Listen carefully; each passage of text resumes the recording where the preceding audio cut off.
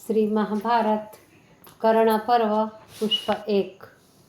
धर्मो रक्षति रक्षितः। धृतराष्ट्र ने पूछा, संजय, वीरवर गुरु द्रोण की वीरगति हो जाने पर किस महारथी ने कौरव सेना को अपने अनुशासन में रखने का वचन दिया?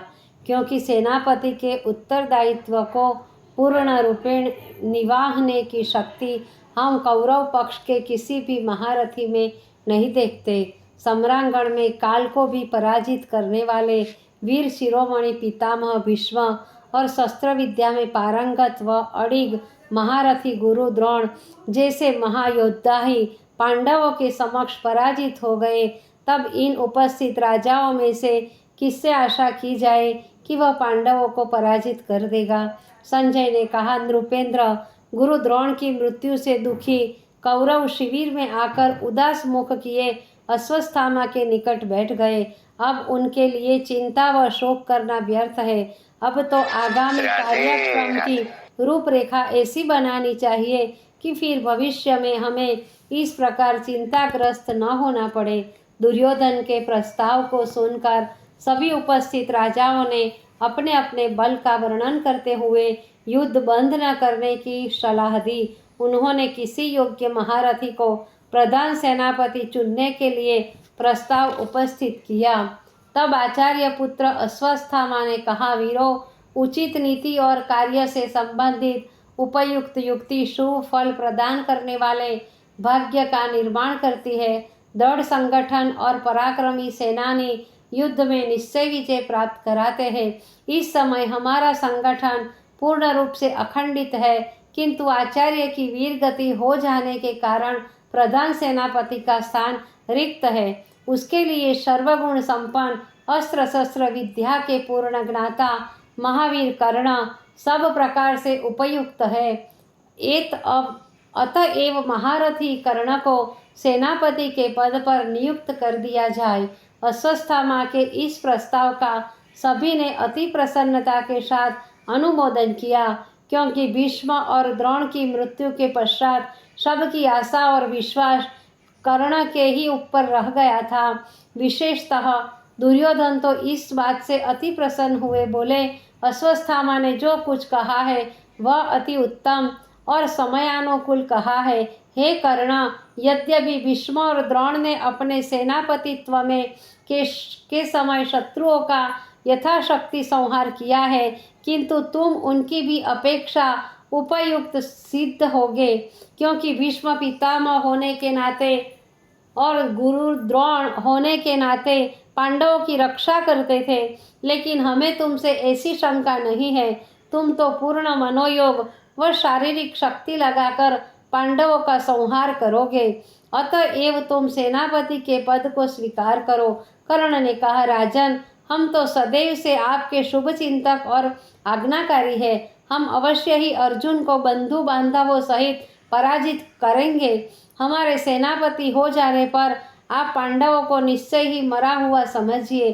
संजय कहते हैं, महाराज, विजय की लालसा से उत्साहित आपके पुत्रों ने बड़े समारोह के साथ कर्ण को सेनापति बनाया। कर्ण को मंत्रपूत जल से स्नान कराकर फिर दिव्य गंधों का लेपन किया। वह रत्न जटित उत्तरीय और रेशमी कटी वस्त्र धारण कराए वेद मंत्र और स्वस्ति वाचन करते हुए सेनापति के उच्च आसन पर बैठाया। उस समय कौरव सेना में विविध प्रकार के वाद्य बजने लगे। ब्राह्मणों व याचकों को दान दिया। इस प्रकार बड़े समारोह के साथ सेनापति होने का उत्सव संपन्न हुआ। दूसरे दिन सूर्योदय होते ही कर्ण की आज्ञा से कौरव सेना ने युद्ध भूमि की ओर प्रस्थान किया। उस समय कर्ण सूर्य के समान चमकते हुए सुवर्ण रचित रथ पर बैठे हुए थे। समस्त कौरव और राजागण अपने अपने रथों पर बैठे हुए उनके पीछे पीछे चल रहे थे। उस समय कर्ण को देखकर सारी सेना भीष्म और द्रोण के अभाव को भी भूल गई। युद्ध स्थल में पहुंचकर कर्ण ने अपनी सेना का मकर व्यूह बनाया। उसके मुख द्वार पर स्वयं कर्ण और आंखों के स्थान पर शकुनी और उसका पुत्र अलूप खड़े हुए। मस्तक की जगह अश्वत्थामा और कटी स्थान पर अपनी सेना सहित दुर्योधन स्थित हुए। ग्रीवा पर अन्य कौरव और पैरों पर नारायणी सेना सहित कृतवर्मा नियुक्त हुए। व्यूह निर्माण हो जाने पर युद्ध प्रारंभ करने की रणभेरी फूंक दी गई। कौरव सेना को रणस्थल में उपस्थित देखकर धर्मराज युधिष्ठिर ने अर्जुन से कहा, वीर शिरोमणि, आज कर्ण के सेनापतित्व में कौरव सेना का व्यूह निर्माण बड़े ही सुंदर और सुव्यवस्थित ढंग से हुआ है। बल पराक्रम व शस्त्र ज्ञान की योग्यता अनुसार सब वीरों को उनके उपयुक्त स्थानों पर खड़ा किया है। कौरव सेना की व्यूह रचना को दृष्टि में रखते हुए तुम भी किसी सुदृढ़ और सुव्यवस्थित व्यूह का निर्माण करो। कौरव पक्ष के लगभग सभी योद्धा युद्ध में काम आ चुके हैं और स्वयं कर्ण भी अमोघ शक्ति से रहित होकर पहले की अपेक्षा उत्साहहीन और अशक्त है। अतः तुम युद्ध करके शत्रुओं का नाश कर संतोष प्रदान करो। महाराज युधिष्ठिर की आज्ञा पाकर अर्जुन ने अपनी सेना को अर्धचंद्राकार की पद्धति से खड़ा किया। उसके वाम भाग में भीमसेन, दक्षिण भाग में पांचाल राजकुमार धृष्टद्युम्न, मध्य में अर्जुन द्वारा रक्षित युधिष्ठिर महाराज और पृष्ठभाग में नकुल और सहदेव तैनात हुए और पांडव पक्ष ने भी रणभेरी बजाकर युद्ध के लिए तैयार रहने की सूचना की। तब दोनों सेनाएं एक दूसरी पर उल्कापात की तरह टूटी। महाभयानक जन संहार प्रारंभ हो गया। हाथियों की चिघाड़, घोड़ों की हिनहिनाहट, रथों की गरगराहट और सैनिकों की हाय से सारा युद्ध स्थल कोलाहल मच हो गया। प्रत्येक योद्धा अपने समान योद्धा के साथ युद्ध करने लगा। उस समय महावीर कर्ण रौद्र रूप किए युद्ध स्थल में पांडव सेना का भीषण संहार कर रहे थे। उनकी भयानक बाण वर्षा सहस्रों सैनिकों और उनके वाहनों का नाश कर रही थी। नकुल से अपनी सेना की यह दुर्दशा सहन न हुई और वे प्राणों का मोह त्याग कर कर्ण पर टूट पड़े। उन्होंने आते ही एक बाण पार कर कर्ण के सारथी को घायल कर दिया। नकुल की इस चेष्टा से कर्ण को बड़ा क्रोध आया। उन्होंने बहुत से तीखे शरों से नकुल को बींध दिया और एक बाण मारकर उनका धनुष काट दिया। नकुल दूसरा धनुष लेने भी न पाए थे कि कर्ण ने एक बाण से उनके सारथी को और 4 बाणों से उनके घोड़ों को और रथ को नष्ट कर दिया।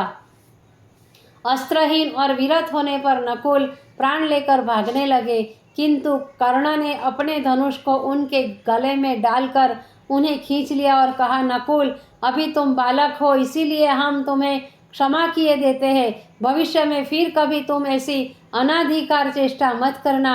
पराक्रमशाली कौरवों से लोहा लेने की शक्ति तुम्हारे भाई अर्जुन में भी नहीं है। कर्ण यदि चाहते तो नकुल को मार सकते थे, लेकिन कुंती से की हुई प्रतिज्ञा उन्हें विस्मरण नहीं हुई थी। अतः उन्होंने नकुल को प्राणदान देकर छोड़ दिया और पांचाल वीरों पर आक्रमण किया। कर्ण ने चक्र की तरह घूम घूम कर समस्त पांचाल सेना को त्रस्त करना आरंभ किया। विशाल अंकुशों से हाथियों के मस्तक विदीर्ण कर दिए, गदा और तोमरों से रथों को नष्ट कर दिया, तीक्ष्ण बाणों से घोड़ों के प्राण ले लिए। इस प्रकार योद्धाओं को वाहन रहित करके उन्हें भी गाजर मूली की तरह काटने लगे। कर्ण के असह्य प्रहारों से व्याकुल होकर पांचाल वीर युद्ध छोड़कर भागने लगे। धृष्टद्युम्न ने अपनी सेना की दुर्दशा देखकर कर्ण को ललकारा और कहा, कर्ण, बेचारे इन साधारण सैनिकों के समक्ष अपनी वीरता क्यों प्रदर्शित कर रहे हो? आओ, हम तुम्हारी युद्ध विपाशा शांत करेंगे। यह कहकर धृष्टद्युम्न ने कर्ण पर तीक्ष्ण बाणों का प्रहार किया और उनका धनुष काट दिया। 4 बाण मारकर उनके सारथी को घायल कर दिया और कई बाणों से कर्ण को बांध दिया। कर्ण ने भी अनेक अस्त्र शस्त्रों से धृष्टद्युम्न को घायल कर दिया और युद्ध से विचलित कर दिया।